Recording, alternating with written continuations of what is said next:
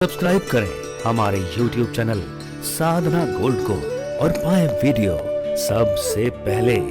और हाँ, bell icon दबाना ना भूलें। सजनों, भक्ति भी यहाँ दो प्रकार की बताई है, अहेतुक्य प्रतिहता।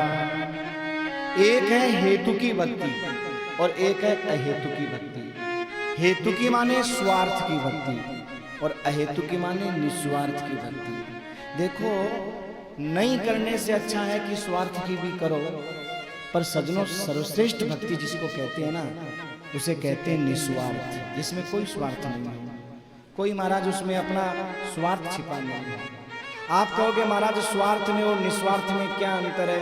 बोले देखो, निस्वार्थ की भक्ति हमेशा बढ़ती है और स्वार्थ की भक्ति हमेशा घटती है। आप कहोगे कैसे? तो उदाहरण से समझो। मान लो किसी के बेटे का विवाह नहीं हो रहा है और आपने बालाजी की स्वामिनी बोल दी, हे सालासर वाले बाबा। सालासर बाबा को सभी जानते हैं। हे सालासर वाले बाबा, अगर मेरे बेटे का विवाह हो गया तो तेरे 1.25 मन का भोग लगाऊं। भक्ति है तभी तो बोल रहे हो, भक्ति तो है आपके पास में, तभी आपने स्वामिनी बोली है। लेकिन स्वार्थ है, बेटे की शादी हो तो लगाऊं, नहीं तो नहीं लगाऊं। अच्छा, बेटे का विवाह हो गया, लेकिन फिर भी बूढ़ी माई ने स्वामिनी तो छोड़ो, जो 2 रोटी का भोग लगाती थी वो भी बंद कर दिया शादी के बाद। एक दिन बाबा सपने में आकर के बोले माई, अब तो तेरे बहू भी आ गई, अब क्या बात है? तो स्वामिनी तो छोड़, 2 रोटी का भोग भी लगाना बंद कर दिया। तो माई कहने लगी, देखो भगवान, ऐसी कड़क सा बहू आई है कि तेरे को क्या भोग लगाऊं, मेरी रोटी और बंद हो गई। तेरे को क्या भोग लगाऊं, मेरी रोटी और बंद हो गई। इससे अच्छा तो नहीं आई तो ठीक थी। अब देख लो आप, यानी उनका स्वार्थ छुपा हुआ था और वो अपने मन के अनुकूल पूरा नहीं हुआ तो भगवान की स्वामिनी नहीं हुई। और सजनों, जहां निस्वार्थ होता है, बेटे की शादी हो तो भी और नहीं हो तो भी मुझे स्वामिनी करनी है तो करनी है, मुझे कथा सुननी है तो सुननी है, मुझे तेरा दर्शन करना है तो करना है। स्वार्थ की भक्ति हमेशा घटती है और निस्वार्थ की भक्ति। आप कभी भी विचार कर लेना चाहिए सजनों। आपने कई बार गौर किया होगा, जब तक काम आपका नहीं बने, पता नहीं माताएं बहनें क्या क्या बोलती रहती हैं, ऐसे कर दूं वैसे कर दूं, हे भगवान ऐसा वैसा ये वो। और जैसे काम बना कर देंगे तो कौन सा भाग के थोड़ी जा रहे हैं, कर देंगे। हमने कब कहा कि नहीं करेंगे? और फिर कोई महाराज वो स्वामिनी सुमनी करनी भी होती है तो ऐसा देखते हैं कि कोई बेटी का विवाह हो, बेटे का विवाह हो, कि मिठाई दोनों तरफ काम आ जाए। ये लो, देखो कितना स्वार्थ है कि बेटे की विवाह मिठाई तो वैसी बनानी है। अच्छा है, स्वामिनी वाला काम और साथ में एक मारवाड़ी कहावत है कि रोटी सागा मंड की हो, आप ही सीख जाए। बस इसी को कहते हैं स्वार्थ की भक्ति घटती है। इसलिए मेरे भाई, जो भी भक्ति करें निस्वार्थ। हाँ, प्रभु आपकी जैसी मर्जी हो आप वैसे रखिए। हाँ, मैं तो आपके हाथों की कठपुतली हूँ, मैं कठपुतली तेरे हाथों की, चाहे जैसे नचाले मुरलियाँ हो मुरलियाँ वाले। हाँ, मुरलियाँ वाले, जीवन है तेरे जीवन है तेरे हवाले, मुरलिया वाले, मुरलिया वाले, हो मुरलिया वाले, हो मुरलिया वाले, हाँ मुरलिया वाले। जीवन है तेरे हवाले, मुरलिया वाले, ओ जीवन है तेरे हवाले, मुरलिया वाले। जीवन है तेरे हवाले, मुरलिया वाले, क्योंकि मैं कठपुतली तेरे हाथों की। देखिए, कठपुतली है ना, तो सुख आए चाहे दुख आए हमें बोलने का अधिकार नहीं है। या तो हम कठपुतली है नहीं भगवान के हाथ की, और जो अपने आप को भगवान के हाथ की कठपुतली मान चुका है उसकी क्या पहचान है?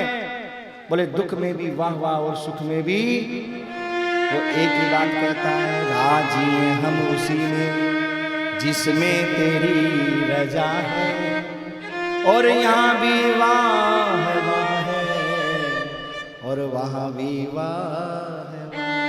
देखो ये बोलना तो बड़ा सरल है कि प्रभु मैं आपके हाथ की कठपुतली हूँ, तू जैसा चाहे वैसे रख, पर जब जिंदगी में घटना घटित होती है ना तब इंसान टूट जाता है, ये सारी बातें भूल जाता है। अगर इस बात पे दृढ़ रहे ना तो बिना माले जपे ही भगवान के पास जा सकता है आदमी। दृढ़ रहना चाहिए।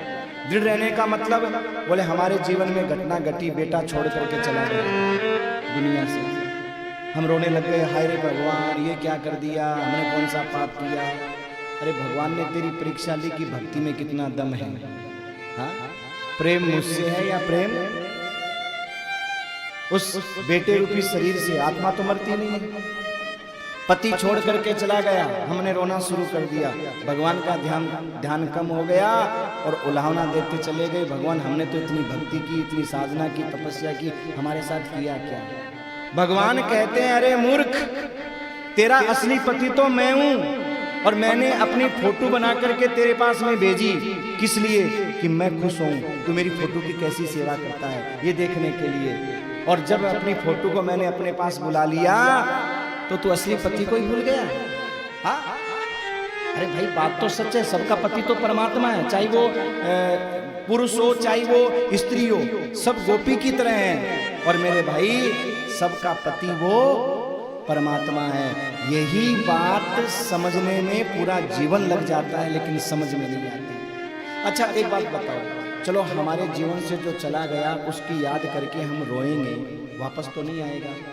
उल्टा जो संबंध हमारा परमात्मा से बना था उसमें और दूरियां बढ़ जाएंगी।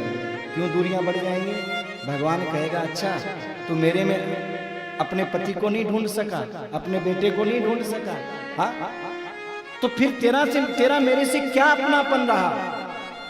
इसलिए सजनों, मैं कठपुतली तेरे हाथों की चाहे जैसे नचा ले, इस लाइन को अगर सार्थक करना है तो जीवन में चाहे हानि आए चाहे लाभ आए, इस लाइन को गुनगुनाते हुए भगवान का धन्यवाद देना। प्रभु राजी हैं हम उसी में जिसमें तेरी रजा है, और यहाँ भी वाह वाह है और वहाँ भी।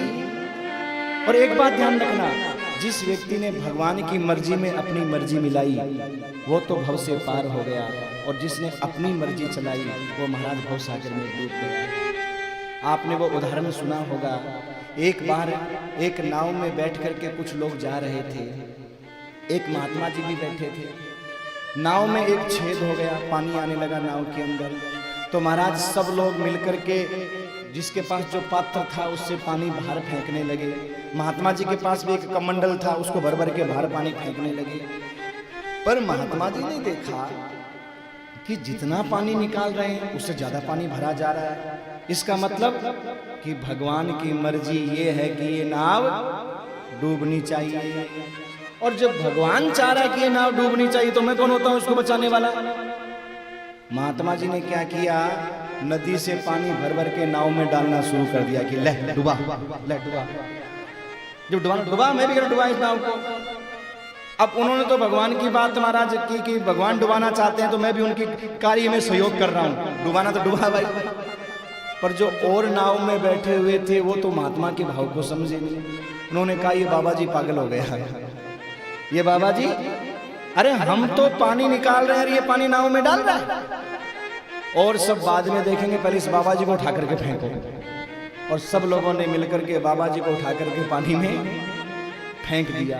अब संयोग ऐसा रहा कि जहां बाबा जी को फेंका वहां मिट्टी का टापू बना हुआ था, पानी घुटनों तक ही था, और जहां नाव खड़ी थी वहां 2-3 हाथी डूब जाए इतना पानी था।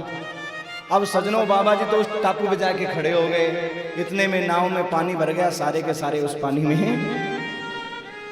ये उदाहरण क्या कहना चाहता है कि जिसने भगवान की मर्जी में अपनी मर्जी मिलाई वो तो महाराज भव सागर पार हो गया, बच गया, और जो महाराज अपनी मर्जी चलाई वो संसार सागर में।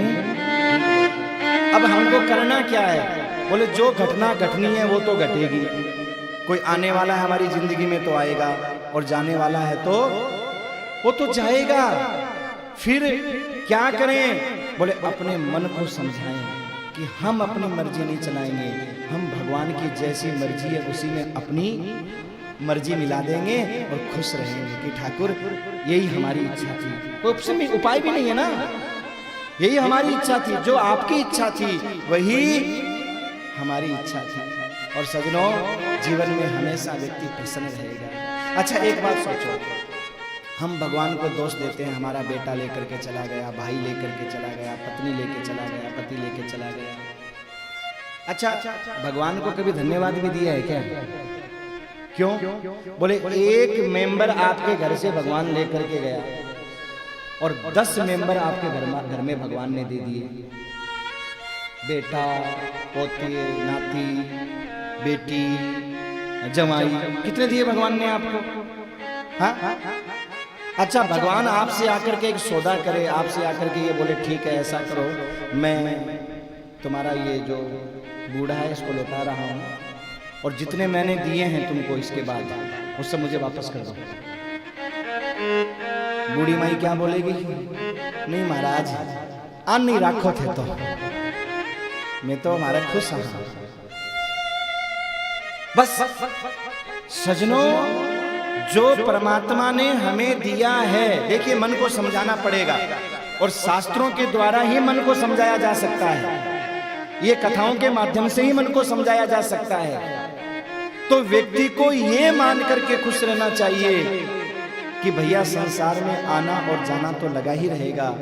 अगर भगवान एक को लेकर के जाते हैं तो 4 हमको वापस देते हैं, अगर एक रास्ता बंद करते हैं तो 4 रास्ता। और देखो, ये ऊपर वाले की लीला है कि कौन किसकी कितनी समय कहाँ जरूरत है, और जिस अच्छे व्यक्ति की जरूरत यहाँ होती है ना, उसकी वहाँ भी होती है।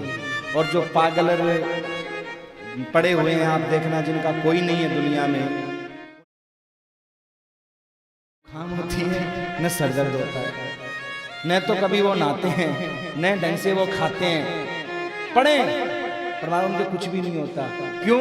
उनकी जरूरत न तो यहाँ है और न वहाँ। और जो आदमी यहाँ बहुत बढ़िया महाराज कार्य कर रहा होगा, सब लोग चाहते होंगे साहब बहुत बढ़िया है, बहुत बढ़िया है, बहुत बढ़िया है, वो महाराज वहाँ भी भगवान कहते हैं ये बढ़िया है, कुछ समय के लिए भेजा है। क्यों? बोले आप लोग भी बढ़िया समझ जाओ, इसको देख करके आप भी ऐसे हो जाओ, आप भी बढ़िया। हम आप लोगों को बढ़िया बनाने के लिए ही हमारे इस दूत को भेजा है, और जब उसका काम हो जाता है तो उसको भगवान अपने पास में बुला लेते हैं। बाकी सजनों, मरता तो कोई है ही नहीं। अगर हमारा बेटा चला गया, पति चला गया, तो क्या करें? बोले परमात्मा को ही अपना पति समझे, मीरा की तरह। ऐसा मत समझिए हमारा पति नहीं। इसलिए वैष्णव धर्म में आप देखना, माताएं लाल टीका लगाती हैं, श्री बुद्धिस्ट को बोलते हैं श्री। बोले किसके नाम की लगाती हैं? बोले वो भगवान के नाम की लगाती हैं। उनका वैधव्य जीवन नहीं है, उनका पति परमात्मा है। और हमारा जो वो शरीर रूपी पति था वो कहाँ चला गया? परमात्मा के पास में। तो आप कहोगे साहब अब दिल की बात किसको बोले? तो बोले जब आपका पति परमात्मा है तो मीरा की तरह अपनी दिल की बात भगवान को ही बोले।